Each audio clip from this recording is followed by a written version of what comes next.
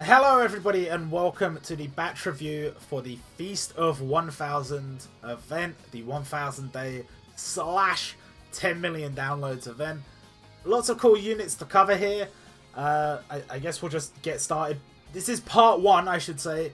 Part 2 of the event starts on the 1st of January, and we do know for a fact there are going to be new units and new goodies in there. Not like the 2.5 anniversary where the second part was just a bunch of reprints and stuff. This is actual new content, new characters to farm, we know this for sure. And I don't really know what I'm expecting. I guess I'm kind of expecting some One Piece units. Beyond that, I don't really know. I just know it's going to be a big event because New Year is a big deal in Japanese gacha games. So expect some pretty hype stuff. But to give you a heads up on the units that are available already, we're going to talk about them here today, and hopefully that will help you make an informed decision on whether you should spend your rubies here, save them for the next little bit, or save them for all the other stuff we saw in the 2021 roadmap. So let's get started. Super Saiyan 3 Gotenks, strongest unit of the batch. Uncontested strongest unit of the batch. The damage is good. It's fine. Additional damage to auto heal. It's okay. It will see some use, not a lot of use. It's kind of not that important. But the weakening. He is one of the 44% weakeners, like 7th Sense Slayer, like Minato, like Dragon Darkness Flame Hiei. One of the top tiers of units. The reason why weakening is so important is because it allows your team to do additional damage to the enemy by making the enemy more susceptible to damage. You can do a lot of damage by weakening them. 44% is quite a lot. It's quite a lot. And you don't technically have to use Gotenks here in a yellow team. You could use him in a red team, green team, blue team, and the same goes for the other weakeners. Because the important thing that they're doing is not their damage, it is the inflicting of the weakening. As an example, on Boo's stage, I used Toki as a weakener. His damage was kind of not that important. What was important was that he was inflicting weakening. So if you were to replace him with a Minato, I actually probably would have done more damage, even though I would have had a completely different typed unit in my team. So bear that in mind. That's why weakeners are so important, and that's why Gotenks is a top tier unit. His passive boosts this unit's attack by 30% unconditional, quite nice. Reduce damage received for this unit by 1000 unconditional, very nice. And before this unit's turn, convert one heart bubble to a red column paint bubble. Very nice. It's a very nice passive. I would argue that sometimes I would prefer this to be replaced with something else, because paint can be a little bit hit or miss. But it can work out. And I think it does typically work best in this sort of format, where it gives you a red column paint bubble, even though Gotenks is yellow. I have noticed that in the units that give you the matching type ones, sometimes that can make it a little bit more difficult, because you're trying to set up chains and suddenly you've got all these red bubbles in the way, and these red paint bubbles in the way. So sometimes that can be a little bit tricky, but when you've got the ones of a different colour, like with, say, Mugetsu Ichigo, every so often you'll be like, oh, I can't pop anything here, I'll just pop this yellow paint bubble. Oh look, now I've got a string, I can move from there. So I personally prefer these ones just a little bit. I don't think there's that much in it. But all in all, solid frontline, very good unit. The support, convert the bottom row excluding block and skill bubbles to rainbow, recover 10k HP. For 3 turns, boost the ultimate attack damage of red and yellow team members by 11%. 9 turn cooldown. It's not too shabby. I think the recover 10k HP is really nice for a support skill. I kind of wish this converted block. Like, it's a set position conversion. If it converted block, then that'd be really nice. The fact that it doesn't is not that big a deal, I suppose. But it would have been a nice little bonus to his support. It's not one of the strongest limited supports I've seen, but it's not too bad. It's not too bad. But main thing you're going to want it for is the front line anyway, so his support's not that important. Spirit Dive Yuno. Yuno has some good sides and some bad sides. There's a little bit of disappointment here on the passive. But for the ultimate attack, very similar to Zenitsu, who came out a few events ago. Inflicts damage, plus inflicts cyclone damage, which boosts each turn based on the amount of bubbles you pop times 220. You can do a lot of damage with these elemental units. I quite like the elemental damage. You guys know I love my Tanjiro. I've been loving Zenitsu. Zenitsu helped me beat Majin Buu yesterday. Like, it's just good. The issue that makes him slightly worse for me than Zenitsu and then Tanjiro is that he has a different passive.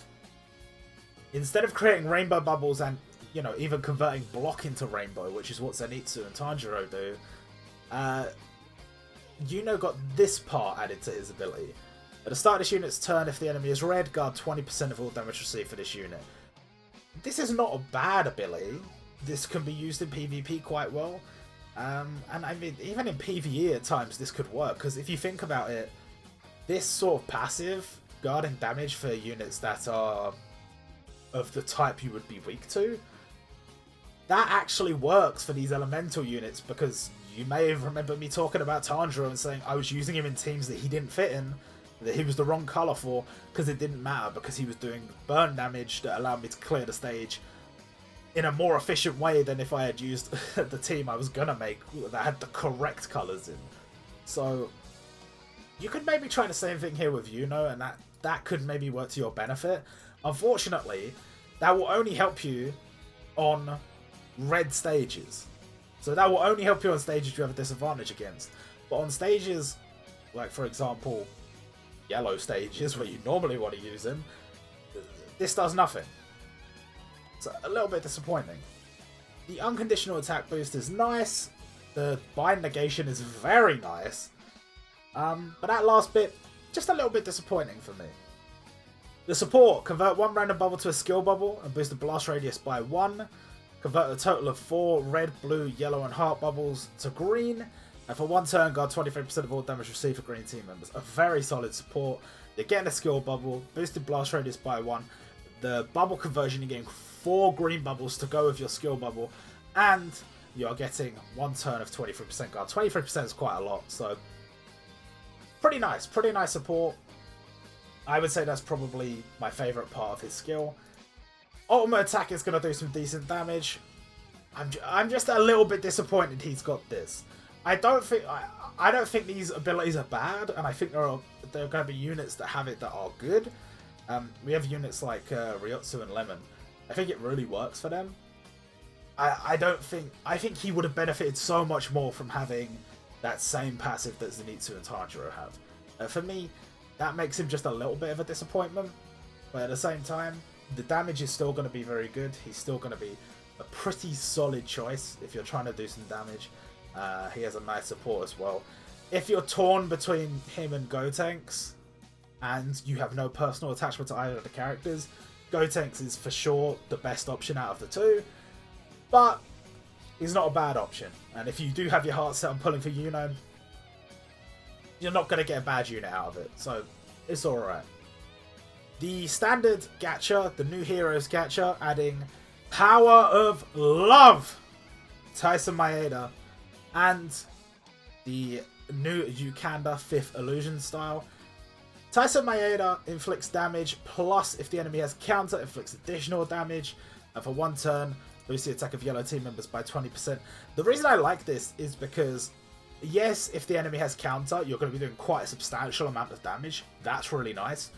But even if they don't have that, he's still a buffer as a standard gacha unit, which is really nice.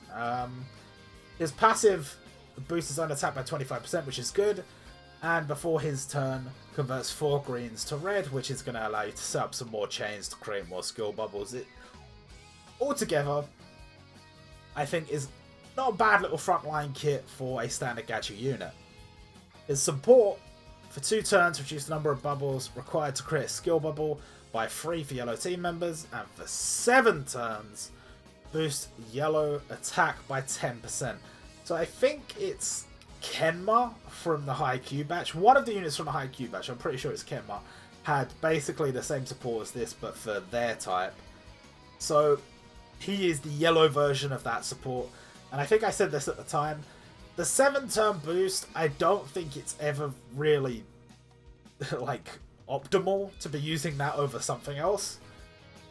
But it could be useful, I guess, in some scenarios. No, for me, I don't really use those kind of supports that often. But the 2-turn bubble reduction of a level of 3. So on a standard stage for 2 turns, all of your yellow team members will only need 4 bubbles to create a skill bubble. I think this could be quite nice for like a unity battle or something, but I really don't see myself using these supports that often. So make of that what you will. I think he's actually quite nice as a front line. Yeah, I don't know. I think he's alright as a front line, just the supports a bit weak for me. Ukanda from D Greyman. So this guy is kind of special for a standard gacha unit. 135% of this unit's max HP as damage to one enemy. So HP based damage, pretty good anyway.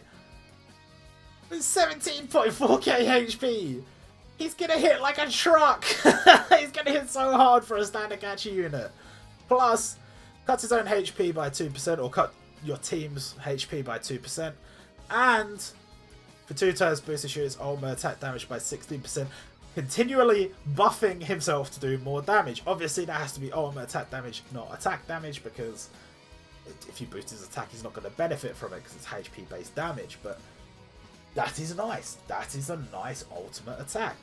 The passive, during turns 2 to 6 of the adventure, recover 2300 HP at the end of the turn. And if the enemy is tank class, boost his unit's ultimate attack damage by 30%. But this guy is going to shred tank enemies, which I like. You come up against any red tanks, he's going to be in your team for sure.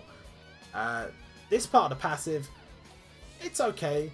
I think personally, I have a little bit of issue with turn-based passives, but considering all it's adding is healing, and you're getting, like, what, 4 turns of 2300 at the end of the turn heal, and they've purposely made it 2 to 6 instead of, like, 1 to 6 or 1 to 5, because there's a lot of stages where you would not get any benefit from healing on turn 1. It's only on stages where there's preemptive damage where that would be important. It comes out alright. All in all, it comes out alright. I think a very solid frontline for a standard gacha unit. The support gives you a skill bubble with 137% base damage and reduces the number of turns of poison for red and blue by 2. That's pretty solid too. I've said this before. When you come up against a stage that has one of these gimmicks like poison, where you need a support character to remove it, because you don't necessarily have a character available that can cure it. I think there's only like one character. I think Orihime is the only character that can cure poison. So you're quite often, if you come up against a stage that has poison, you're going to need your supports to sort you out. So the fact that he's giving you a huge skill bubble to go with reducing that poison, and that can be used on a red or a blue team, that's a very good standard gacha unit. And the final standard gacha unit in a separate boost gacha is Boruto. Something interesting I noticed about Boruto, he negates counter attack up, and his version, the version 1 of his dad, negates counter. So it's kind of like Boruto is Naruto next generations, and the new generation negates counter attack up instead of counter. I don't know if that's an Easter egg or just a coincidence, but I thought that was kind of cool. He inflicts damage plus boosted damage to balance class, goes up to about 495% damage all in all. And his passive reduces the bubbles required to negate bind by 8 and boosts his attack by 28%. Not a bad little front line kit. The negate bind is nice, it's always good to have. Unconditional attack boost, nice to have. He's really not that bad. I don't think counter attack up is that common, but it's good to have somebody that can completely negate it, and he negates it on all enemies. So all instances of it from all enemies negated by Boruto. It's quite a nice little utility if you do ever have a stage like that. And I mean, all in all, he's not going to be hitting too hard, but I think he's got some good utility. So it's kind of neat. I mean, the damage actually comes out to kind of high, 495% plus 28% attack. I guess he can kind of hit a little bit hard. But that's assuming you have him max skill. with limiteds, you'd be happy to throw in loads of jaws for a Boruto, maybe less so. Bear in mind that this is going to be a unit that will be added to the standard pool in January, and then to the choice ticket pool sometime mid-year next year. So, can you really say it's worth pulling for him now and then spending jaws on him now? I could never really justify that. I think, realistically, as a unit, he is good. He's good utility. I'm hoping I can add him to my roster, but I'm hoping I can add him to my roster next year. I will not be pulling for him. The support, I should mention the support. Convert the center bubble to a skill bubble and boost its blast radius by 1. Convert all bubbles, not including skill bubbles, to green in the column left of center, and recover 1500 HP, 112,000 in tower. I would say that is a very good support. Somebody else has the same support as this, but I don't remember who. Just for a different color. But it's very nice, especially in tower, because it's giving you not only a skill bubble, but it's giving you a chain of green bubbles linked to that skill bubble, and then it's healing you as well. And that skill bubble has a boosted blast radius to boot, so it's really nice. It's really nice. Gonna see a lot of use in tower, I think, and potentially even just good in normal gameplay too. It's only an 8-turn cooldown as well. Like, it's not bad.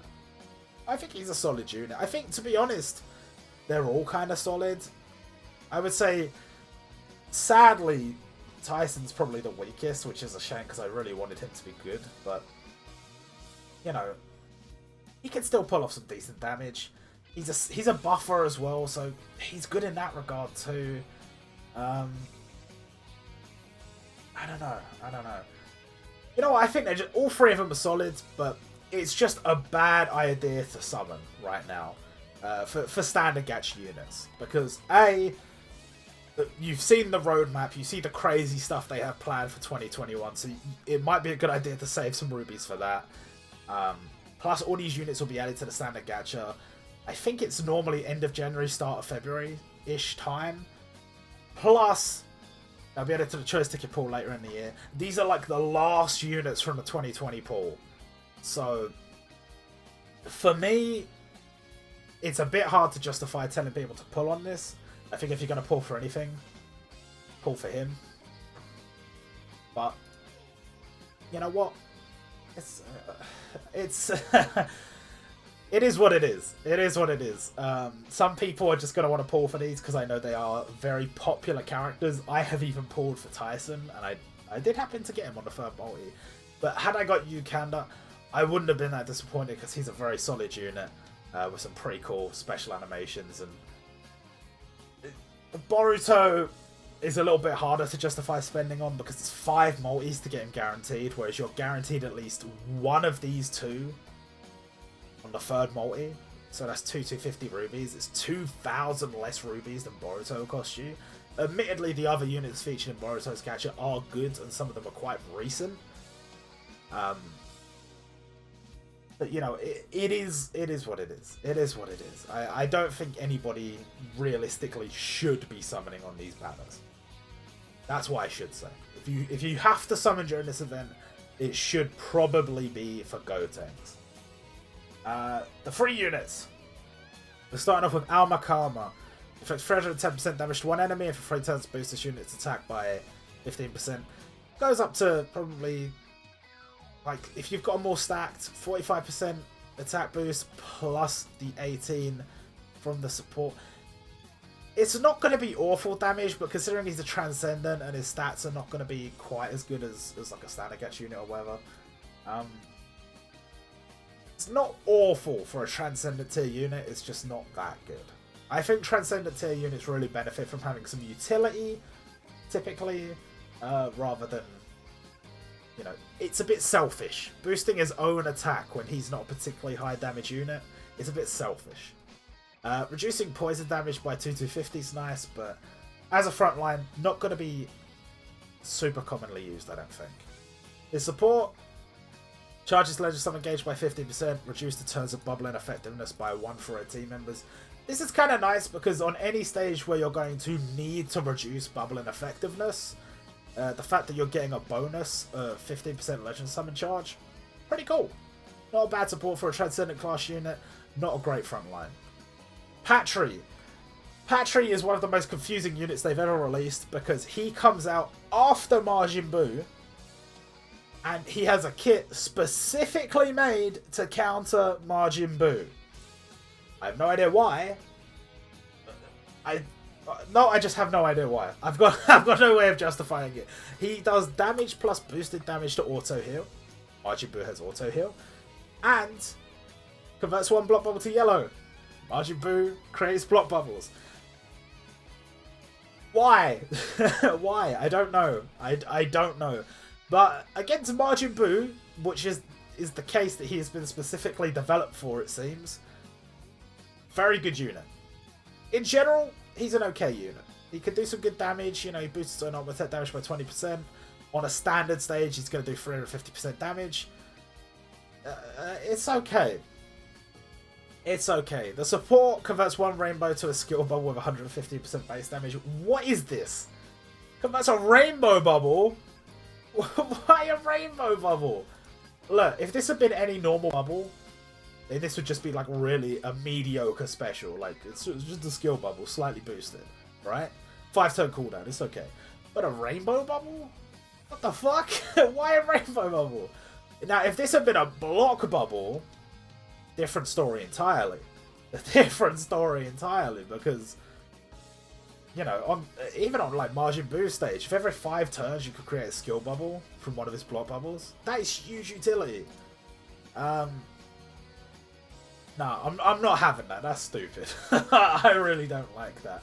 Although, incidentally, this support pairs quite well with this support. Got 3 random bubbles, 2 rainbow bubbles, and for 2 turns boost the attack of all team members by 21%. 5-turn cooldown. 5-turn cooldown.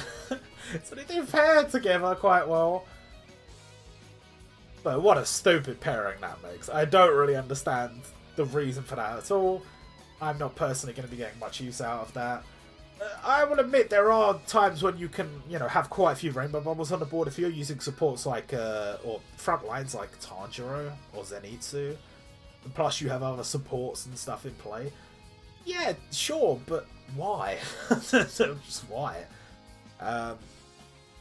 Don't get that. Don't get that at all. Majin Buu. Inflict 345% damage that ignores damage reduction to one enemy, and if the enemy has damage reduction, inflict an additional 40% damage for 2 turns, boost the unit's attack by 6%. Add to that 21% from the ultimate attack damage boost in his passive. He's going to be pretty good for dealing with units that have damage reduction. Pretty solid. Plus he reduces bubbling effectiveness by 2, so he actually has a useful passive for dealing with certain stage gimmicks. Not too bad all round. He's going to do pretty nice damage to damage reduction. Bear in mind, on paper, you probably look at Patry's and you say, okay, well, Patry, 350% damage plus 55. That is going to come out to more damage than 345 plus 40. But bro, how common is auto heal? How common is auto heal? Compared to damage reduction much more common. And Buu deals with it in 2 ways. Not just boosted damage, but also ignoring it. Something to consider. Something to consider. The support I mentioned before, it's okay. It's okay. It benefits from the fact that it's 3 random bubbles. So potentially you could be getting rid of some block or whatever that could be in your way. But I don't know. It doesn't seem that useful to me. I guess it's 5-turn cooldown, 3 random bubbles to rainbow. It's okay. Front line is quite strong, to be fair. For a free-to-play unit, there could be stages 99 luck where you run him against a damage reduction green unit, and you do a lot of damage. So there's potential there. There's potential there. Now, Seikichi is one that I am quite interested to talk about. Because Seikichi does HP based damage. He has 13k HP for a Transcendent class unit. This is all quite interesting. Ignores damage reduction, boosts the ultimate attack damage of blue team members, not his own, of blue team members by 5% for 2 turns. And he's got a self buff of 13% down here as well. He might actually be able to hit quite capably for a Transcendent class event. Transcendent class events are very easy to beat. So you'll be able to get to 99 luck quite easily, and he's going to be quite a solid option as a blue 99 luck lead for certain stages, because HP based damage plus ultimate attack damage boost for blue team members. He's a buffer. He is a buffer. I quite like it. I quite like to see what his upside potential is. I can't do that yet because he's not available yet. But once he's in the game, I'd quite like to give him a go and see just how good he is on the front line. It's quite nice. The only downside is free-to-play units typically do benefit from limit break quite a lot. But the units that don't benefit are units that rely on recovery and units that rely on HP, because the buff is not quite as much. So even if his damage does end up coming out on top for the Transcendent class units, there's every opportunity that you could buff somebody else using limit break and they would do more damage simply because they're getting a big buff to their attack as you limit break them. But as far as, you know, like I said, as far as a Transcendent class event, as far as quite an easy event to beat, for beginners, this is going to be like a must-have unit, I think. Because he is a buffer. A Transcendent class unit that's a buffer. And HP-based damage. I like it. I like that kit. Plus, he gives you 2 red bubbles converted to blue. I just think it's going to be a really nice free-to-play entry-level unit. Like, if you're a beginner and you want to just like get going, this is going to be, I think, one of the best options to be your blue 99 luck lead when you get started. The support: reduce the number of bubbles required to negate bind for blue and green by 4, and for 3 turns boost the ultimate attack damage of blue and green by 14. It's okay. It's okay. I kind of wish this was 5, but with it being 4, could definitely still see some use. Could even potentially be used for Saga. That's the only reason I say I wish it was 5, because having 2 units that reduce by 5 on Saga stage is very, very useful. But reducing by 4 it's okay. It's still good. And as an additional little buff, you get a 3 turn ultimate attack damage boost. It's okay. It's okay. Yeah, like I said, I really like this unit. I think he is going to be the unit I recommend to people when they get started for setting up a 99 luck blue team, because some of those Transcendent class stages are very easy. I don't know how easy he's going to be, but I assume he will also be very easy. Some of these catastrophes, a little bit harder, a little bit trickier. You might not be able to get these units up to 99 luck, so he might be your absolute best option. Just saying, just saying. Finally, we have Momoshiki. No legends summon this event, so Momoshiki will be the last one to talk about today. This unit kind of sucks. He's Transcendent tier-ish, I suppose. 355% damage to units with counter, and guard from counter, I guess, counter guard. And if the enemy attacks him, boosts his own attack by 24% the next turn. I just don't like it. I just don't like it. For a free-to-play unit, I suppose it's fine. If you really wanted to use him, you could use him. But even on stages where the enemy has counter, I don't think he would be your best option. So, not ideal. Not ideal. The support: absorb 4 block bubbles, and for 3 turns boost the attack of yellow team members by 17%, plus 1% for each bubble absorbed. That's not bad support. Absorbing the block bubbles, I mean, whether it's absorb or burst or whatever, it doesn't really matter. As long as you're getting rid of 4 block bubbles on an 8-turn cooldown, I don't think that's too shabby at all. And on top of that, you're getting a 3-turn attack boost, 17% up to 21% if there are 4 block bubbles on the board. I like the support. I do not like the front line. As far as the units go, I really am interested by Seikichi. I really want to give him a go and see what he's like. As for these other units, I really don't care about the catastrophes that much. They do have some uses. I don't care about Armor Karma much, although the support will definitely see some use in the future. As far as the standard Gacha units go, I think all three definitely have their uses. Boruto's got some nice utility. Yukanda not only has a very useful support, but on top of that, he's going to be doing a lot of damage. And Tyson is a buffer, which is also very good. So it's just kind of a case of, I think all of these units are pretty good. I just don't think it's a good idea to be spending on the standard Gacha this close to the pool reset. And as for the limiteds, as I said before, Gotenks is the one to go for. But if you do like Yuno and you do want to go for Yuno, he is still not a bad unit. He is still not a bad option. So that's going to do it for this video. There will be more once we know more about part 2 of the event. And yeah, that's it. See you guys next time.